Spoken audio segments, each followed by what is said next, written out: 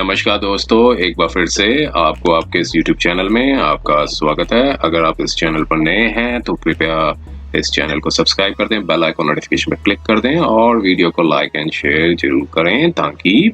समय समय पर आपके समक्ष और भी बेहतरीन वीडियोस बनाने का हमें मौका मिलता रहे। दोस्तों, माननीय सुप्रीम कोर्ट ने आज 10 मई 2023 को 4 जजमेंट्स हैं जो कि प्रोनाउंस की है। तो आइए हम पहली एक जजमेंट है उस पर थोड़ा सा गौर करते हैं। माननीय सुप्रीम कोर्ट ने किस तरीके का एक जजमेंट दिया था और इस जजमेंट में ये चीज देखने को मिली कि अगर कोई सिविल लिटिगेशंस हैं वो फेल हो जाती हैं तो क्या कंप्लेनेंट के पास अधिकार रहता है कि क्रिमिनल लिटिगेशंस को परस्यू करे। और यहाँ पर ये देखने को मिला कि एक सिविल लिटिगेशंस थी जो कि फेल हो चुकी थी और सारे जो कोई रिलीफ नहीं मिला था, और उसके बाद क्रिमिनल लिटिगेशंस थी वो फाइल की गई थी और जो अपीलेंट हैं उन्होंने आगे 482 सीआरपीसी में हाई कोर्ट में पिटीशन डाली थी कि जो एफआईआर जो है उसे क्वैश कर दिया जाए, लेकिन हाई कोर्ट से यहाँ पर कोई उनको रिलीफ नहीं मिला था। तो आइए माननीय सुप्रीम कोर्ट ने क्या ऑर्डर दिया, क्या निर्णय दिया, वो इस जजमेंट में हम देखेंगे डिटेल्स में जाके। तो ये थी क्रिमिनल अपील नंबर 1452 ऑफ 2023 जो कि स्पेशल लीव पिटीशन 2480 ऑफ 2021 की थी। और यहाँ पर इस जजमेंट में एक थोड़ा सा फैक्ट्स समझ लेते हैं। क्या था कि जो अपीलेंट है वो मैनेजिंग डायरेक्टर हैं और वो एंगेज थे इन डेवलपिंग, जो जिस कंपनी में कार्यरत थे वो एक डेवलपिंग रेजिडेंशियल प्रॉपर्टीज बनाती थी और कंपनी और ऑनर्स ऑफ लैंड के बीच में एक जॉइंट डेवलपमेंट एग्रीमेंट हुआ था। जेडीए यहाँ पर यूज किया गया है वर्ड, और जो जेडीए के कॉन्टेम्पलेशंस के अंदर की एक सेल डीड थी वो एग्जीक्यूट की गई थी in the favour of the allottees. और फिर रेवेन्यू रिकॉर्ड्स में जो प्रॉपर्टी थी, लैंड थी, जो प्रॉपर्टी थी वो म्यूटेट हो गई थी in the name of legal hairs, और फिर उनका सर्वे नंबर था वो दिया गया था। और लैंड ओनर्स ने क्या किया था कि एग्रीकल्चर लैंड को नॉन एग्रीकल्चर लैंड में कन्वर्ट किया था, जो कि एनओसीज लिए थे कई डिपार्टमेंट से, और फिर उसके बेसिस पे सैंक्शन मैप बनाया था और फिर बिल्डिंग लाइसेंस बनाया था फ्रॉम द अथॉरिटीज से। और जो यहाँ पर जो कंप्लेनेंट है वो एक ऑनर थे, मतलब सन थे एक ऑनर के, जो जिनका ओल्ड सर्वे नंबर था वो, जो कि अब जो इस केस में जो न्यू सर्वे नंबर दिया गया था उनके साथ मैच करता था। तो उन्होंने वो क्लेम किया था इस टाइटल को, लैंड को, तो उसके बेसिस पे प्रोलॉन्ग लिटिगेशंस चली थी। तो आइए हम इसके थोड़े से डिटेल फैक्ट्स को देख लेते हैं क्या था। और यहाँ अपीलेंट है वर्सेस स्टेट ऑफ कर्नाटका को भी एक पार्टी बनाया गया, बाकी रिस्पॉन्डेंट नंबर जो है एक स्टेट है और रिस्पॉन्डेंट नंबर 2 कंप्लेनेंट है। और यहाँ पे दोनों पार्टीज के सुनने के बाद अब कंप्लीट जो क्रिमिनल अपील जो थी वो जजमेंट ऑर्डर जो था हाई कोर्ट का 23 फरवरी 2021 का आया था, जिसमें high court of Karnataka Bengaluru में हाई कोर्ट ने रिजेक्ट कर दी थी क्रिमिनल पिटीशन जो कि अपीलेंट ने दोबारा डाली थी। अब फैक्चुअल प्रिज्म जो फैक्चुअल मैट्रिक्स है वो ये बताते हैं कि अपीलेंट एक मैनेजिंग डायरेक्टर थे और जो कि एक प्राइवेट लिमिटेड कंपनी थी, जो कि developing India, infinite developing India, जो एक प्राइवेट लिमिटेड कंपनी थी और ये एक डेवलपिंग रेजिडेंशियल प्रॉपर्टीज हैं वो बनाती थी। और कंपनी और जो ऑनर्स थे, जो हेयर्स थे, जो ऑनर्स मतलब जो हेयर्स थे लैंड के, उनको जो लैंड थी, जो सर्वे नंबर था 83 और जो एक डिस्ट्रिक्ट जो विलेज का नाम बताया गया है, तो वो इन्होंने जॉइंट डेवलपमेंट एग्रीमेंट जेडीए जो यहाँ यूज किया गया है वो उसमें उन्होंने बनाया था 17/8/2009 को। 2017 में एक प्रोजेक्ट था और जो एज पर द प्रोजेक्ट जो प्रोजेक्ट था वो कंप्लीट हो गया था, जिसमें सेल डीड्स थी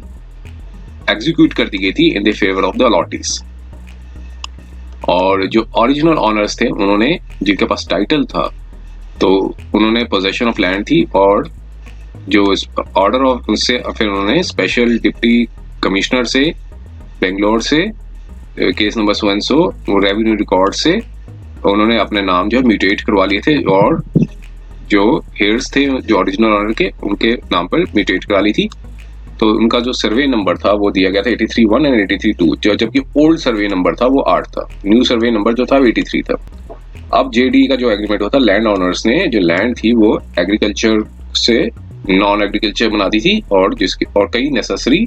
9 ऑब्जेक्शन सर्टिफिकेट्स वेरियस डिपार्टमेंट से ले लिए थे, और फिर सैंक्शन मैप भी लिया, और फिर बिल्डिंग लाइसेंस भी लिया, और फ्रॉम जो एक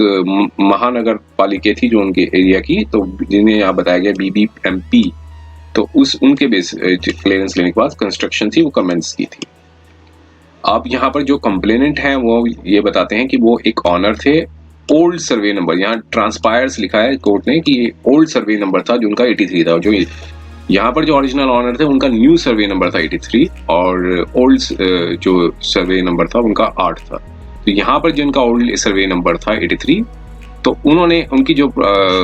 न्यू सर्वे नंबर जो दिया गया था इनको वो 80 दिया गया था। तो ऐसे चेंज होने की वजह से तो न्यू सर्वे नंबर था, जो न्यू सर्वे नंबर जो आ गया था, जो उनका जो ऑनर था, जो JDA जिन्होंने बनाया था, उनका न्यू सर्वे नंबर 83 था, तो इनका जो कंप्लेंट का ओल्ड सर्वे नंबर था। तो अब न्यू सर्वे नंबर उनका 80 हो चुका था, लेकिन उसके बाद उन्होंने भी टाइटल क्लेम किया कि न्यू सर्वे नंबर 83 उनकी है। तो इससे सिविल लिटिगेशंस आई, और एप्लीकेशन जो है स्पेशल तहसीलदार के पास डाली, फिर असिस्टेंट कमिश्नर के पास डाली, और फिर इसके बाद अपील स्पेशल डिप्टी कमिश्नर के पास, जो कि सारी उनके अगेंस्ट गई, मीन्स जो कंप्लेनेंट के अगेंस्ट है, और मीन्स कंप्लेनेंट नहीं, जो व्यक्ति हैं जिन्होंने क्लेम किया था टाइटल, ये कंप्लेनेंट नहीं है, इन्होंने क्लेम किया था कि इनका जो सर्वे, इसको थोड़ा मैं अडेंडम करता हूँ, अमेंड करता हूँ, जो कंप्लेनेंट नहीं थे ये एक ऑनर थे, एक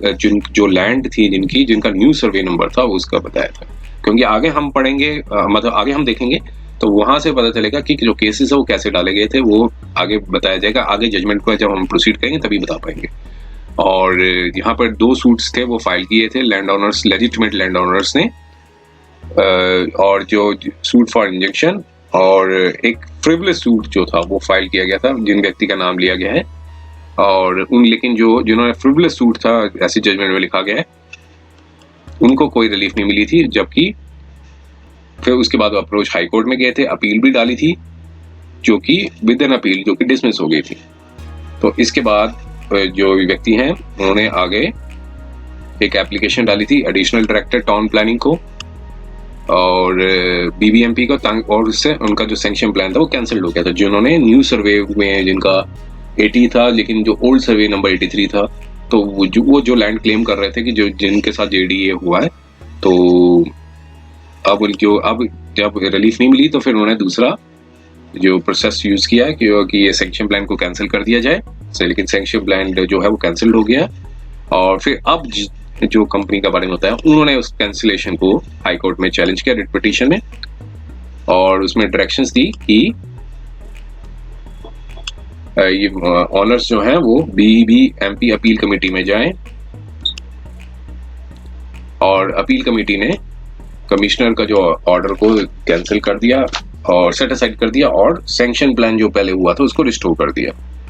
और कंस्ट्रक्शन कमेंस्ड हो गई थी, और उसके बाद ऐसे एग्रीमेंट पे आए, फिर प्रोस्पेक्टिव परचेजेस थे अपार्टमेंट के।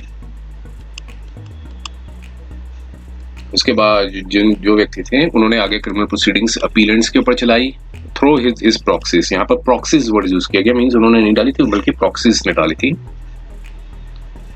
और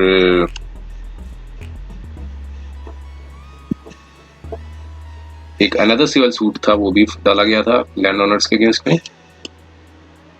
जो कि अभी भी पेंडिंग है, और कई लिटिगेशंस में GMID और ओरिजिनल लैंडलॉर्ड्स थे उन्होंने भी डिफेंड भी किया, और क्रिमिनल कंप्लेंट थी वो लॉन्च की गई by the mother of the plaintiff. जो प्लेंटिफ थी वो एक ओरिजिनल सूट में, और 120B 406 419 471 420 448 427 read section 34 Indian penal code. तो जो कि आगे metamorphosed into first information report at Bengaluru police station, और मींस का क्रिमिनल कंप्लेंट थी वो लॉन्च की गई, और दूसरे प्रोविजंस में भी लॉन्च किया गया by the through the mother of the plaintiff, और जो डेवलपमेंट ऑफ द लैंड था कंसर्न कि उसमें यहाँ पर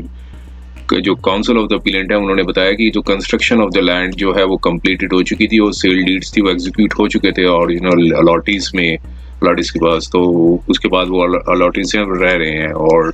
यहाँ फिर आगे जो मेन इशू जहाँ से निकल गया है, जो एसएलपी का जो पार्ट है वो है एक मिसलेनियस पिटीशन जो डाली गई थी 482 सीआरपीसी में कि जो एफआईआर है वो उसे क्वैश कर दिया जाए, जो कि मदर ऑफ द प्लेंटिफ ने डाली थी, और जो नंबर भी रजिस्टर्ड हुआ और नोटिस इशू हुआ, लेकिन उसके बाद एड इंट्रीम जो डायरेक्शंस दी कि स्टे किया जाए for the proceedings in FIR, क्योंकि अपीलेंट इज कंसर्न, लेकिन क्रिमिनल पिटीशन डिसमिस हो गई और उसके बेसिस पे आगे जो है अपील डाली गई। अब जो कंटेंशन रेज किए, सबमिशंस दिए गए, सबमिशंस में यही बताया उन्होंने कि जो जीएमआईडी ने जेडीए के साथ एक जो ज्वाइंट डेवलपमेंट एग्रीमेंट है वो किया था, एक अपार्टमेंट्स कंस्ट्रक्ट किए थे, due process of the law के साथ किया था। सबमिशंस ये दिए थे कि मल्टीपल अथॉरिटी से एनओसीज लिया गया था, रेवेन्यू अथॉरिटी से, उसके बाद बीपीएमपी ने भी परमिशंस दी थी, और सबमिट ये किया गया था कि सबमिशन ये किया गया कि सिविल लिटिगेशन जो है वो already favour of the original landlords के फेवर में हो रखी है, जिनके साथ जेडीए बनाया गया था अपीलेंट ने। और जो कंप्लेंट जो एफआईआर में सबमिशन जो रिजल्ट हुई है वो एक फाइल की गई उसी इंडिविजुअल के बेसिस पे मिस्चीवियसली यहाँ बताया गया कि एक सिमिलरिटी, एक ओल्ड सर्वे नंबर था लैंड का, और जो कि हम न्यू सर्वे के साथ जो है मैच कर रहा था, जो कि अब ये एक abuse process of the court है। और रिटन कंप्लेंट भी फाइल की थी, जो कि जिसमें जो कंपनी थी और उसको उनको अक्यूज नंबर 19 बनाया गया, तो अपीलेंट है उनको अक्यूज नंबर 18 बनाया गया। तो ये एक सबमिशंस ये दिए कि abuse process of the court है। तो इस सारे सबमिशंस के बाद माननीय कोर्ट ने जो अपनी जो एनालिसिस किया वो करेस्पॉन्डेंट के भी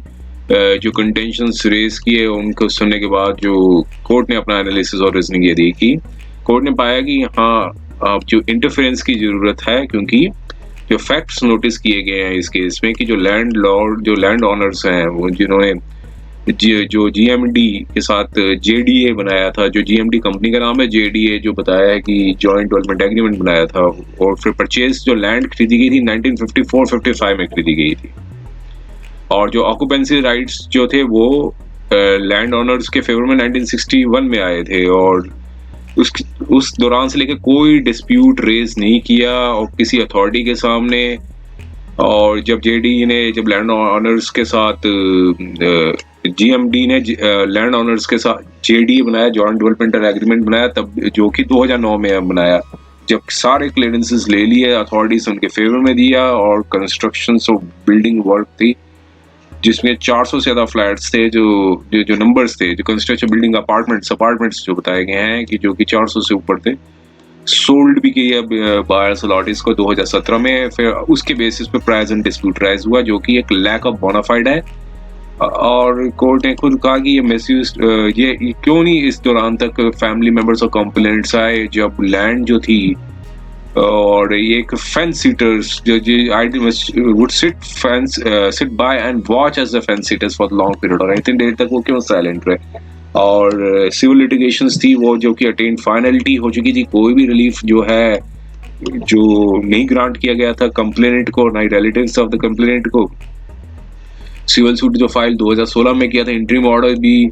कोई इंट्रीम ऑर्डर भी जो है सिक्योर नहीं हुआ इंट्रीम कंप्लेंट और फैमिली मेंबर्स को। तो कंप्लेंट जो है वो एक रजिस्टर्ड की गई है, तो एक मैलाफाइड इंटेंशन, मैडम ये वी आर कंस्ट्रेंट टू से कि जो एक मैलाफाइड अपीयरेंस है writ large from the after notice sequence of the events। तो यहाँ पर फिर सारी जो जजमेंट्स हैं स्टेट ऑफ हरियाणा, भजन लाल की जजमेंट और कई जो मल्टीपल जजमेंट्स हैं उसमें कोर्ट ने अपनी प्रीवियस जजमेंट पर रिलायंस किया, set SW Palantikar versus state of Bihar. तो कई जजमेंट्स देने के बाद जो एनालिसिस करके कोर्ट ने यही पाया कि ये जो फिट केस है ये एक जिसे क्वैश किया जाना चाहिए, और ये एक सिविल डिस्प्यूट था जो कि मोर जिसे आप क्रिमिनलिटी का जो कलर दे दिया गया है, सिर्फ पर्पस यही है कि exerting the extra judicial pressure है पार्टी के ऊपर किया जा सके, जो एक नथिंग बट एन अब्यूज पर ऑफ द कोर्ट है। तो फिर ये there is huge quite frankly unexplained delay है 60 years का, जो कि ownership of the land in question. तो क्रिमिनल केस जो लॉन्च किया गया है जब एक फेलियर, जो after failure to obtain relief in the civil suit, जो कि डिनाइल तो एंट्री इंटरिम जब भी कोई रिलीफ नहीं मिला है तो ऐसे में ये एक क्रिमिनल प्रोसीडिंग्स चलाई गई हैं। तो ये एक अगर ये एलिगेशंस को फेस वैल्यू पे ले लिया जाए तब भी ये एक तरह की एक वेक्सिटियस और एक फ्रिवलेस बनती है कंप्लेंट। और सारे जो मैं यहाँ पर कोर्ट ने पाया कि जो हाई कोर्ट ने काफ़ी एक एरर किया है, काफ़ी नहीं मीन्स फेल इनटू एरर। जब 482 सीआरपीसी में जब पिटीशन फाइल की थी तो उन्हें क्वैश कर देना चाहिए था, जो कि जो अब जो जजमेंट जो कि हाई कोर्ट की जजमेंट है अनटेनेबल इन लॉ है। तो और जो भी एफआईआर और कोई भी प्रोसीडिंग्स एमिनेट हो रही है यहाँ से तो उसे क्वैश किया जाता है और सेट असाइड किया जाता है। तो ये जजमेंट जो थी वो आज के दिन आई है। जो अपील थी जो कि अलाउ कर दी थी और पेंडिंग एप्लीकेशंस थी वो, और फिर इसके बाद पेंडिंग एप्लीकेशंस जो थी वो are consign to the records कर दिया। और ये आज के दिन 10 मई 2023 को ये जजमेंट आई है। उम्मीद है ये वीडियो आपको पसंद आया होगा। अगर ये वीडियो पसंद आया तो कृपया इस चैनल को सब्सक्राइब कर दें, बेल आइकन नोटिफिकेशन पर क्लिक कर दें, वीडियो को लाइक एंड शेयर जरूर करें ताकि समय समय पर और भी बेहतरीन वीडियोस बनाने का हमें मौका मिलता रहे। समय देने के लिए बहुत बहुत धन्यवाद।